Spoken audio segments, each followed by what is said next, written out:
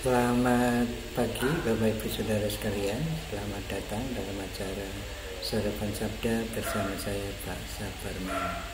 Sarapan kita pagi hari ini diambil dari 1 Tesalonika 3 ayat 13. Demikian firman-Nya.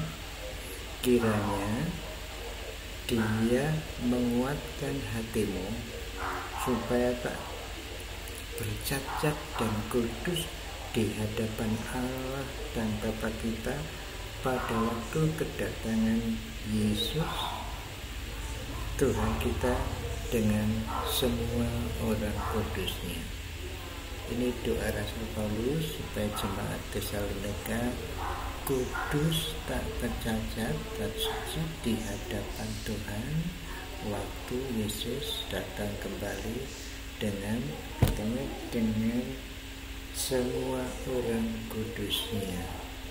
Rupanya Paulus waktu itu berpendapat kedatangan Yesus segera. Nanti pada saatnya ternyata surat Paulus berikutnya itu menyatakan bahwa kedatangan Tuhan Yesus tidak secepat yang dia pikirkan. Jadi rupanya dulu banyak orang mengira zaman itu kedatangan Yesus itu segera karena adanya penderitaan, pengharapan itu sangat mengharap sekali Yesus segera datang. Intinya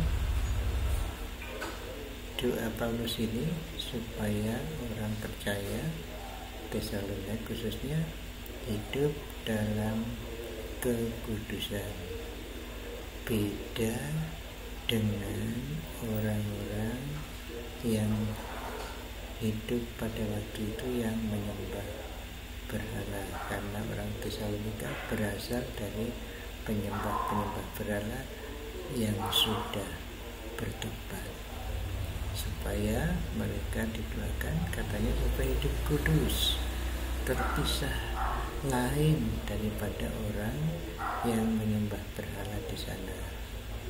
Jadi Bapak Ibu Saudara sekalian, Anda dan saya dimohon berbeda dengan orang-orang yang tidak percaya, kudus, terpisah untuk Tuhan, sambil tentu saja mengharap kedatangan Tuhan Yesus di masa yang akan datang. Yesus datang sewaktu-waktu, dalam arti Yesus akan menjemput orang percaya itu sewaktu-waktu, termasuk menjemput dalam arti kalau Bapak Ibu Saudara dan saya dipanggil Tuhan untuk menghadap beliau, menghadap Tuhan, itu sewaktu-waktu.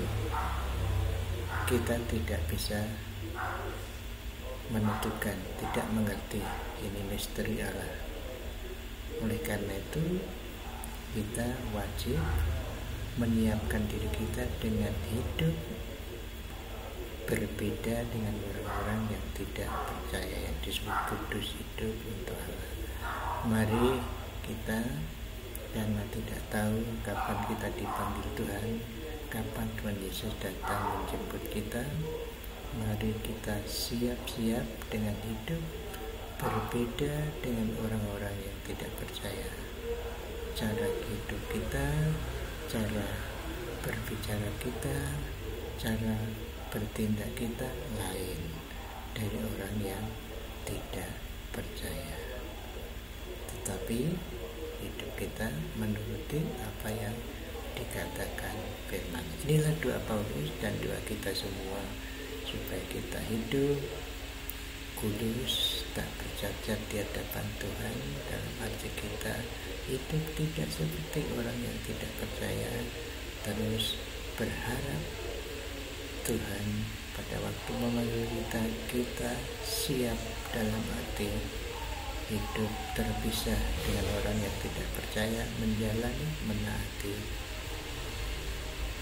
firman-Nya dalam proses menuju hidup yang betul-betul kudus, tidak berdosa, yaitu waktu kita dipanggil Tuhan waktu Tuhan Yesus menjemput kita.